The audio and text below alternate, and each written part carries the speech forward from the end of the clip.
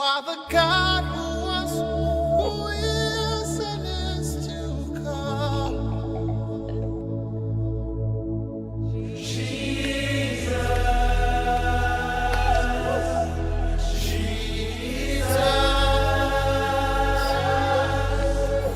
And in you I trust.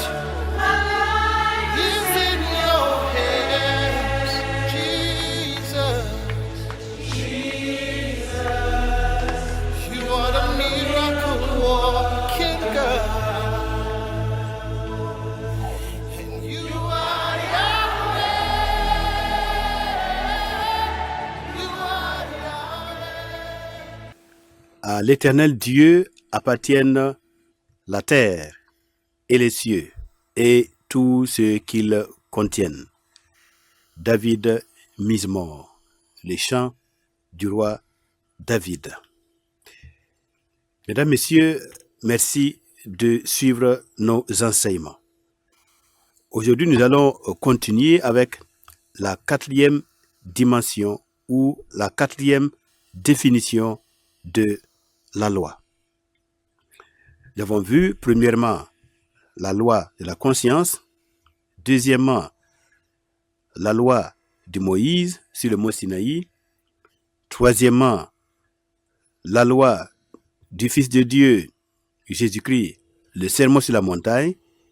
Et aujourd'hui, nous allons voir que dans le royaume messianique qui sera établi par le roi Mashiach Jésus-Christ, eh bien, dans ce royaume, il y a une loi qui va régir, qui va gouverner ce royaume.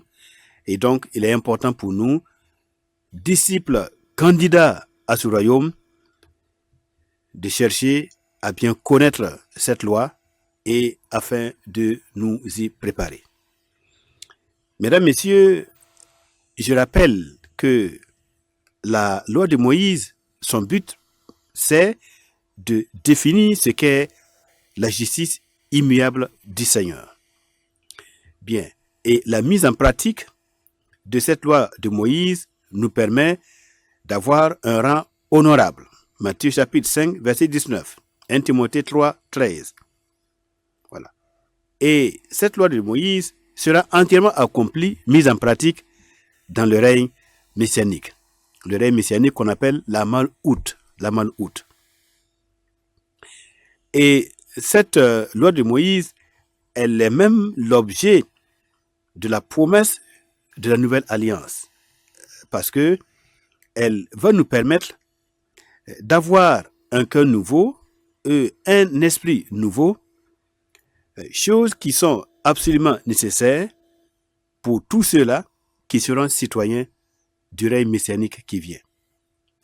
On n'y entre pas dans le royaume messianique qui vient par la chair. Comme il est dit, la chair et le sang ne peuvent hériter le royaume de Dieu. Si nous ne sommes pas nés de nouveau, si nous ne sommes pas devenus de nouvelles créatures par notre foi et notre identification à la personne de Jésus-Christ et à son œuvre, bon, nous sommes donc uniquement que de la race d'Adam et comme tel, nous ne pourrons pas participer à un monde de justice, à un monde spirituel, à un monde de lumière et à un monde de gloire. Il nous faut donc devenir des hommes nouveaux, des créatures nouvelles, en nous engageant à croire activement en Jésus-Christ et en mettant en pratique ses lois et ses commandements, voilà, à vivre une vie de piété en Christ, pour que, effectivement, nous ayons la dignité de participer à son royaume qui vient. Bien. Maintenant, nous allons voir dans le règne messianique, pendant ce règne messianique, bon, quel type de loi nous aurons à faire. Est-ce qu'il y aura même une loi? J'ai dit oui. Et maintenant, comment les choses vont se faire? Nous allons lire dans Ézéchiel au chapitre 36. Ézéchiel chapitre 36, c'est un verset, c'est un passage qui est vraiment essentiel, chapitre 36, à partir du verset 26. Il dit, je vous donnerai un cœur nouveau, voilà, je mettrai en vous un esprit nouveau, j'ôterai de votre corps le cœur de pierre et je vous donnerai un cœur de chair. Voilà. Je mettrai mon esprit en vous et je ferai en sorte que vous suiviez mes ordonnances et que vous observiez et pratiquiez mes lois. Donc, les lois, les ordonnances du Seigneur doivent être pratiquées, observées pendant le règne messianique. Si de nos jours, avec la faiblesse humaine qui est toujours là, malgré la nature divine que Dieu nous a donnée, notre environnement du péché, notre environnement mauvais, ce monde de ténèbres, ne nous favorise pas à pouvoir obéir entièrement aux lois et aux commandements du Seigneur. Voilà. Maintenant, le Seigneur, il met un prix d'honneur à la pratique, à la mise en pratique de ses commandements. Et donc, il s'attend à ce que dans le nouveau monde, avec le nouveau roi qui va gouverner le monde, il s'attend à ce que dans ce royaume-là, eh bien, toutes ces lois et tous ces commandements, toutes ces ordonnances soient entièrement respectées, mises en pratique par tous les participants de ce monde. Donc, Dieu a donné ses lois et il veut bien que nous mettions en pratique ses lois et ses commandements. Et quand nous prions en disant que ton règne vienne, que ta volonté soit faite, que ton nom soit sanctifié, comprenez que c'est uniquement pendant le règne messianique, lorsque le Seigneur Jésus viendra gouverner le monde, c'est en son temps que le juste va fleurir, selon le psaume 72, verset 7, le juste va fleurir, la paix sera grande et que, les hommes seront dans les meilleures conditions, remplis du Saint-Esprit de Dieu, étant de nouvelles créatures, les hommes seront capables de faire venir le règne de Dieu dans leur vie et de sanctifier totalement et entièrement le nom du Seigneur en respectant ses lois et ses commandements. C'est en ce moment-là que Dieu aura la même mise. Donc, il va régner sur nos cœurs et nos pensées en ce moment. Et donc, il n'y aura plus de désobéissance, il n'y aura plus de péché. Voilà, il n'y aura plus, en tout cas, il n'y aura plus une rébellion ouverte des hommes contre Dieu. Et que les mauvais penchants, voilà, cette âme animale, le nefesh abimi qui est en nous, et ce yetzer harara, donc cette influence mauvaise qui est en nous, qui nous pousse réellement à l'impiété, donc ces choses ne seront plus, et par conséquent, Dieu sera entièrement sanctifié, sa volonté sera entièrement faite, et donc c'est en ce moment que notre amour pour Dieu sera parfait, puisque l'amour de Dieu consiste à garder ses commandements. Et c'est en gardant ses commandements que nous prouvons notre amour pour le Seigneur. Dans les jours d'aujourd'hui, nous l'aimons déjà, en nous séparant du péché, en tendant vers la sanctification, voilà, en nous livrant pas au péché, voilà, en nous abstenant du mal sous toutes ses formes, mais cela sera encore d'autant plus parfait dans le monde à venir. Dans le monde à venir, eh bien là, nous serons dans un environnement qui favorise même l'obéissance au Seigneur. Nos cœurs seront toujours attirés vers le bien, vers l'obéissance au Seigneur, vers l'humilité, la simplicité, la sagesse, la justice, la bonté, et j'en passe. Donc, mesdames, messieurs, le Seigneur réserve sa loi et le meilleur de sa loi pour l'avoir respectée, entièrement respectée, comme l'expression de l'amour des citoyens de ce royaume pour lui, comme reconnaissance de toutes les créatures qui vont participer à ce royaume, reconnaissance de toutes ces créatures, voilà, pour tous les biens qu'il nous a fait, nous allons avoir du plaisir à lui obéir, du plaisir à nous soumettre à lui comme roi, du plaisir à faire sa volonté. Comme toutes les conditions ne sont pas réunies dans ce monde des ténèbres, elles le seront dans le royaume de lumière que le Seigneur Jésus va nous apporter. Et là, vraiment, Dieu sera entièrement satisfait, le Père, de voir des hommes et des femmes lavés et blanchis par le sang de l'agneau, alors qu'ils étaient encore dans le monde olamazé, dans un monde des ténèbres, et qui maintenant, ayant été rachetés, eh bien, ils sont remplis de lumière, ils brillent comme les étoiles dans les cieux, et qui mettent en pratique complètement et entièrement sa volonté. Et voyez, c'est là où le Seigneur va se réjouir du fait que maintenant, bon, il aura atteint son but. Lorsqu'il a créé Adam et Ève et qu'il leur a donné l'interdit de manger l'arbre de la connaissance du bien et du mal, bon, là, après la désobéissance d'Adam et Ève, bon, Dieu est resté totalement, je vais dire qu'il a été choqué.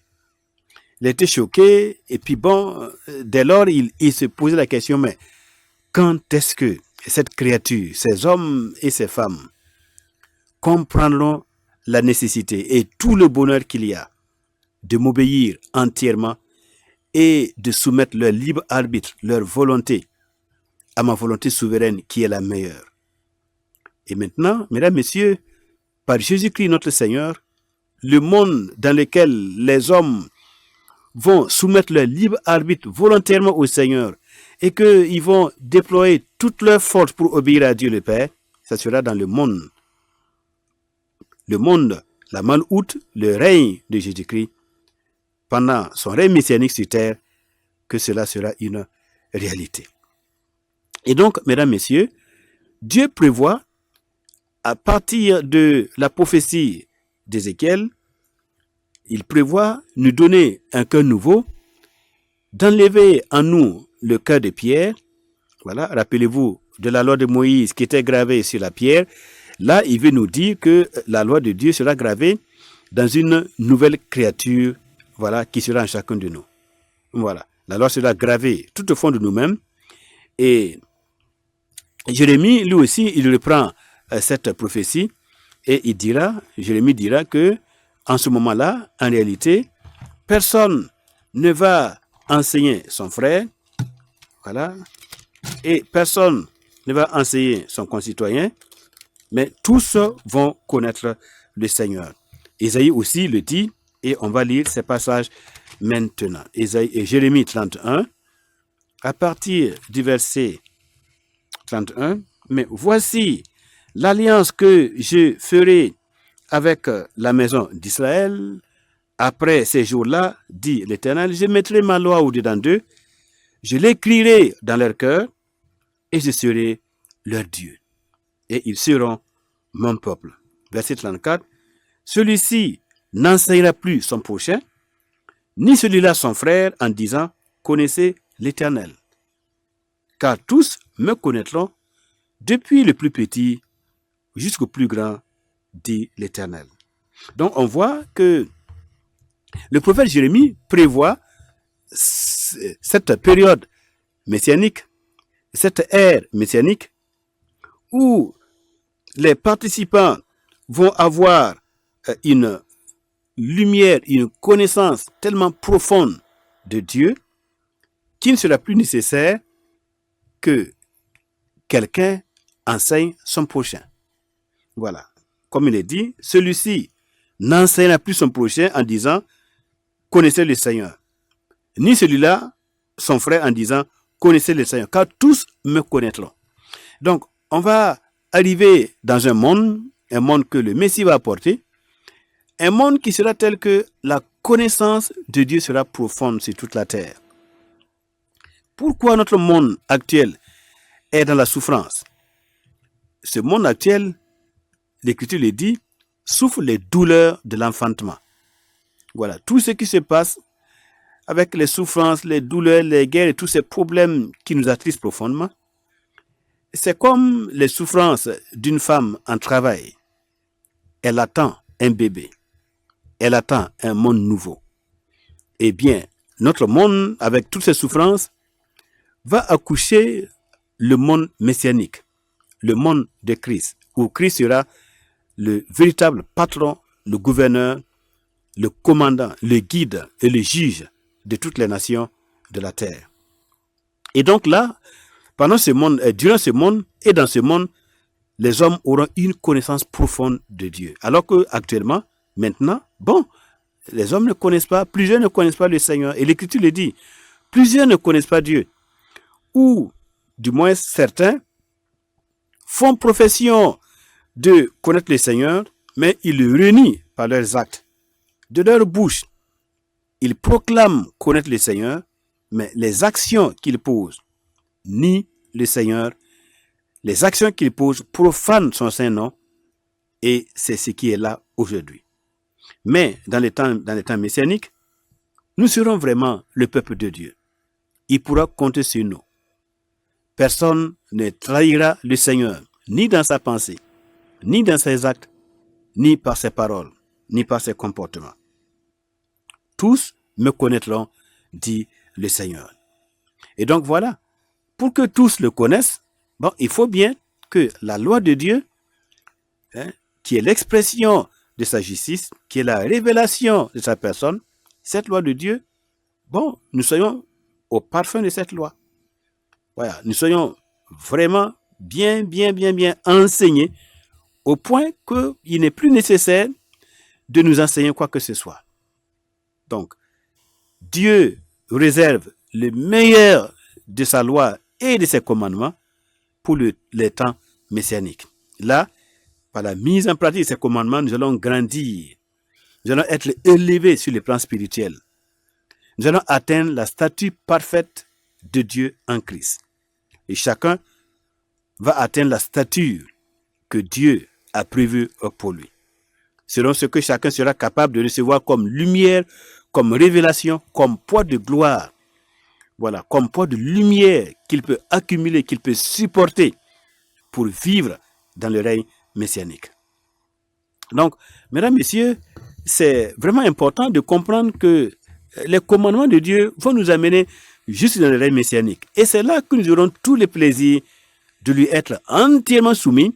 Et quand on parle de soumission, c'est qu'il y a des lois et des commandements. Voilà, donc, il ne faut jamais penser que la loi ou les commandements du Seigneur seront jetés derrière nous, que le temps viendra où on va cracher sur ces lois et ces commandements, surtout pas aujourd'hui. Sinon, alors on court le risque de repartir carrément dans les ténèbres. Voilà. Alors que la connaissance de Dieu augmente. Quand on parle de la connaissance de Dieu, on parle aussi de sa crainte. Et la crainte du Seigneur, c'est le fait de haïr le mal, de haïr le péché. C'est le fait de se soumettre à ses lois et ses commandements. Voilà. S'il n'y a plus de commandements, chacun d'entre nous sera son propre Dieu. Et ce serait le plus grand blasphème de la création à l'égard du Créateur. Donc, il nous faut toujours des lois et des commandements pour faire la différence et mettre la distinction entre le Créateur et les créatures, pour que chacun connaisse les limites de sa liberté. Et donc, c'est ça qui va permettre que les hommes et les êtres puissent vivre auprès du Dieu trois fois saint, du Dieu éternel, du Dieu transcendant et immanent, voilà, qui lui-même accepte de suivre certaines règles, de se donner certaines règles, certains comportements, certaines lois, pour que la vie avec nous soit possible, pour que son association avec les hommes soit possible. Comment le grand Dieu des cieux, qui surpasse toutes choses, qui remplit toutes choses, qui est sans limite, comment pourrait-il l'infini se retrouver avec le fini que nous sommes, pour qu'il y ait une relation, pour qu'il y ait un contact et pour qu'on vive éternellement ensemble? C'est parce que l'infini, ce Dieu infini, va se limiter lui-même. Il se limite pour être à notre niveau afin de nous permettre de séjourner dans sa tente, dans sa maison et de demeurer avec lui pour l'éternité. Alors, maintenant, lisons dans le livre du prophète Ésaïe. Ésaïe, qui a prophétisé avant le prophète Jérémie. Alors, qu'est-ce qu'il dit? Ésaïe au chapitre 2, par exemple, à partir du verset 1, il nous dit ceci. Prophétie d'Ésaïe, fils d'Amos, sur Juda et Jérusalem. Il arrivera dans la suite des temps que la montagne de la maison de l'Éternel sera fondée sur le sommet des montagnes, qu'elle s'élèvera par-dessus les collines et que toutes les nations y afflueront. Des peuples s'y rendront en foule en disant et diront, venez et montons à la montagne de l'Éternel, à la maison du Dieu de Jacob, afin qu'il nous enseigne ses voies et que nous marchions dans ses sentiers. Et voilà, donc les nations, pendant le règne messianique, iront volontairement dans la capitale politique et spirituelle du monde de l'époque, à Jérusalem, pour adorer le roi et pour être enseignés par ses lois et ses commandements. Car de Sion sortira la loi et de Jérusalem la parole de l'Éternel. Il sera le juge des nations, l'arbitre d'un grand nombre de peuples. De leurs glaives, ils forgeront des hoyaux et de leurs lances des serpes. Une nation ne tirera plus l'épée contre une autre et l'on n'apprendra plus la guerre. Donc vous voyez, les temps messianiques, avec tout le bonheur que nous allons avoir, voilà tout le bonheur, d'abord la connaissance du Seigneur, la loi de Dieu et qui va remplir toute l'humanité, voilà qui va être la norme, voilà à partir desquelles les nations vont être gouvernées à l'époque messianique, alors que dans les temps présents, les nations, chacune est gouvernée par ses propres lois, par sa constitution et par toutes les règles que chaque nation s'est données. Mais pendant le règne messianique, c'est la loi du Messie, les commandements du Seigneur, Jésus-Christ. C'est sa loi qui va gouverner toutes les nations. Et les nations, c'est volontairement qu'elles vont accepter de se soumettre à une loi qui est supérieure, à une loi qui est bénéfique, à une loi qui est meilleure et qui va leur permettre justement de bénéficier de toutes les bénédictions du Dieu vivant. Et en son temps, il n'y aura plus la guerre. Alors, maintenant, au chapitre 11 du même Ésaïe, nous terminons là-bas. Ésaïe chapitre 11, du verset 9, verset 11, qu'est-ce qu'il va dire? Il dit, verset 9, il dit, il ne se fera ni tort, ni dommage sur toute ma montagne sainte, car la terre sera remplie de la connaissance de l'Éternel, comme le fond de la mer par les eaux qui le couvrent. Voilà. La mer, vous voyez, qui couvre, voilà, la mer qui est couverte par les eaux, de la même manière, la terre sera remplie de la connaissance de l'Éternel. Et ça, c'est pendant les temps messianiques. En ce jour, le rejeton d'Isaïe, c'est-à-dire Jésus-Christ, sera là comme une bannière pour les peuples. Les nations se tourneront vers lui et la gloire sera sa demeure. Donc la gloire de Dieu sera la demeure du Messie à Sion, sur le trône du roi David, son ancêtre, dont il est l'héritier légitime. Donc la gloire de Dieu sera sa demeure. Et alors, il va être une bannière pour les peuples. Les nations vont se tourner vers lui. Et par sa connaissance et par son enseignement, toute la terre sera remplie de la connaissance du Dieu vivant. Et c'est tout ce que le Père attend. C'est le but ultime de Dieu, le Créateur. En nous créant, il a toujours voulu être connu, qu'on le connaisse, que les créatures le connaissent, au point qu'ils se soumettent volontairement et par amour à son autorité, pour qu'il leur révèle jour après jour, éternité après éternité, il leur révèle les merveilles infinies de sa nature et de ses œuvres. Et voilà, le but sera atteint avec Jésus-Christ comme roi pendant l'ère messianique. Et donc, puisque c'est le but ultime de Dieu, que nous arrivions justement à la sainteté parfaite, voilà, en nous éloignant de tout mal par la crainte et la connaissance de sa personne, il nous appartient et il nous revient dès à présent de travailler à cela, de savoir qu'est-ce qui nous attend, de comprendre le projet ultime de Dieu pour nous, c'est de vivre avec nous, c'est de nous instruire dès à présent pour que nous puissions vivre avec lui par la connaissance de ses lois et de ses commandements, par la sanctification de son nom. Voilà. Donc le projet ultime de Dieu pour nous, c'est cela. Et c'est pourquoi le Seigneur nous dit, cherchez d'abord le royaume de Dieu et la justice de ce royaume. Maintenant, tout le reste vous sera accordé. Une fois que nous arrivons à participer à la première résurrection lors de la descente de Jésus-Christ et que nous allons prendre notre repas dans le royaume de Dieu avec Abraham, Isaac et Jacob autour de la table dans la salle des festins des noces de l'agneau, bien, une fois que cela est fait, nous avons atteint ce niveau-là. Maintenant, le reste, c'est-à-dire la vie éternelle, hein, la dignité pour manger l'arbre de vie afin de vivre éternellement dans le tabernacle de Dieu avec les hommes, dans les livres de l'Apocalypse, sur une nouvelle terre, un nouveau cieux que Dieu va créer, cela aussi nous sera donné comme un bonus. Mais d'abord, la priorité, c'est de pouvoir entrer dans le royaume messianique. La participation au monde à venir sera un bonus que Dieu va nous donner. Et c'est ce qu'il veut dire en disant « et toutes ces choses vous seront accordées ».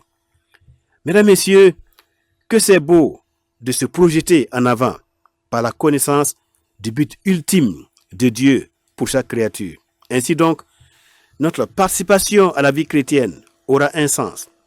Et notre participation à la vie chrétienne sera comme un sentier lumineux. Et nous savons d'où nous venons, du monde des ténèbres, et où nous allons, dans le monde de la lumière. Il nous a transférés des ténèbres à son admirable lumière. Que le Seigneur continue de nous bénir.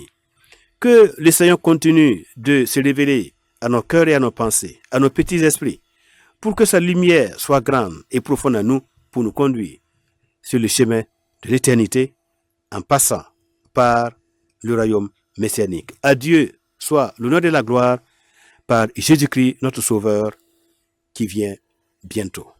Merci et à bientôt. You are the God who